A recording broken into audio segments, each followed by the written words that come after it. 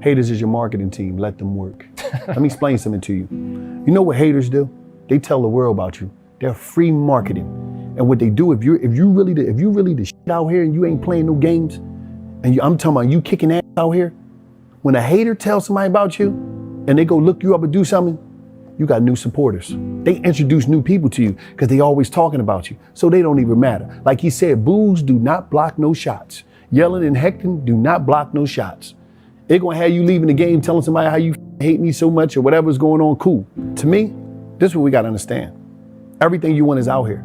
See, to me, the world is one big library and everybody's a book. You got books on coding. You got books on mechanics. You got books on culinary. You got comic books. You got street novels. You got crime manuals. Read your books wisely. Choose them wisely. Watch what books you read. But every human being on here got a journey. And they know something that you might don't know. So it's like everything is out here. But what made it even more possible is that world that's a library, I got it in my pocket in the phone. You got to reevaluate yourself and you got to have a real conversation with self. Everything is in here. Everything you need to know is inside of you. And you got to get to know you. Sometimes you got to remove yourself from people, places, and things that's not going to allow you to embrace the reality and your individualism of who you are. And that's what's important. That's the most important ever. And it's already in you. People tell me, why is you asking me? You know your journey. You know what's holding you back. You know the horrors of your life. You know the joys of your life. You know who your parents was, the house you grew up in. What affected you? Whereas though you feel as though you stopped growing, you stopped living, you stopped dreaming. What moment? When was that? Go back and deal with that. Figure it out. You know what I mean? If you need a therapist, do that. Whatever. But you got to have a conversation with self about the reality of your journey. And once you connect with that, it's a wrap. All things you put in your mind of why you can't win or why you can't do this. Oh, they racist. Oh, this. Oh, they hating. That's all bullshit. Make it happen. Let me tell you something. Every key to every closed door on this planet is right here in your mind. All you got to do is believe in yourself and stop BSing. Stop making excuses. I don't have time. Time is not waiting for me. Time is not my friend. Time don't like nobody. Time hate all of us. Time is trying to stay away from us.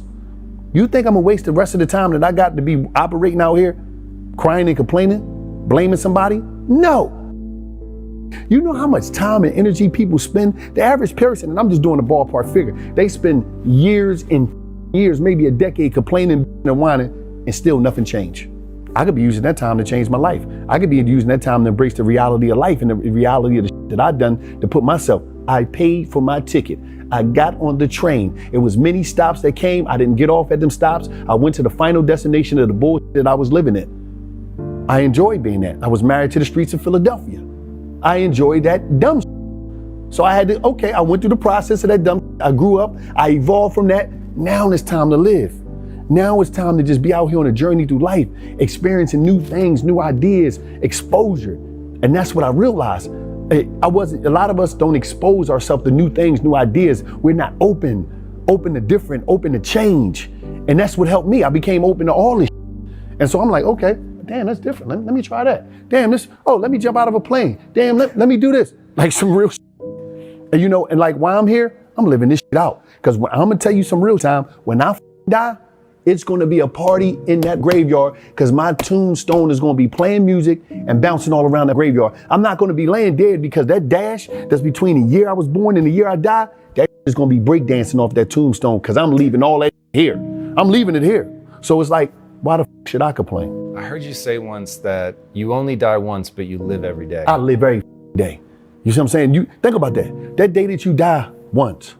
See, a lot of times people put living as just one big thing. It's not no one big thing. It's things, it's days.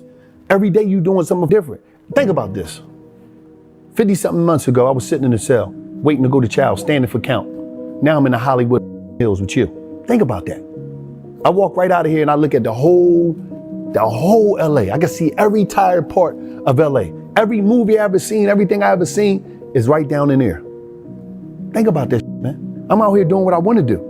go from prison to closing multi-million-dollar deals and doing speaking all over the. Come on, man. You know why? Because I wasn't going to be a victim of self. See, a lot of people be victim of self. This victimization, this self-victimization. Oh, why me? Oh, this is happening. Why this is doing to me? Oh, I'm black. Oh, I'm this. I live in the ghetto. I'm this. I'm from deep in the ghetto. I come from the ghetto, Tom. But I'm out here making shit happen, and I got to show these young kids in the inner cities of America, or kids, period, not just the kids, but I focus mainly on them because they're still sponge, they're still impressionable, they're still trying to figure out life. And like a lot of times adults, they be locked in already on what they want to do. They just know how to disguise the bullshit that they claim that they want to let go of. They just know how to put a different uniform on it. Kids, they're growing up, they're impressionable, and their imagination is everything. And that's something that's very important in my journey, my imagination.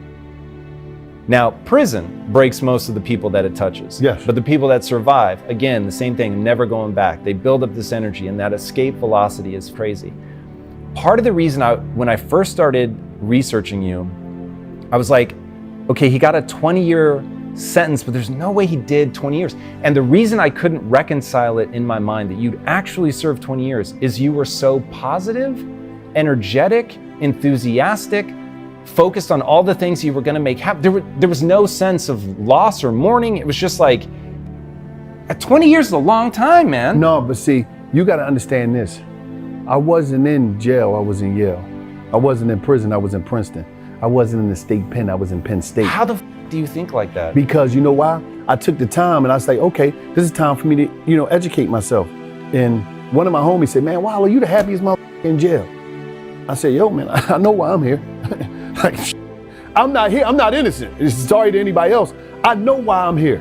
I know what God done, I know why I'm here, but I'm not gonna be mad. I listen, I can see the end of this shit. I'm looking at the end, I'm chasing the end of the tunnel. And when I get there, I'm gonna be on point. So it was like, but when we talk about imagination, let me tell you something.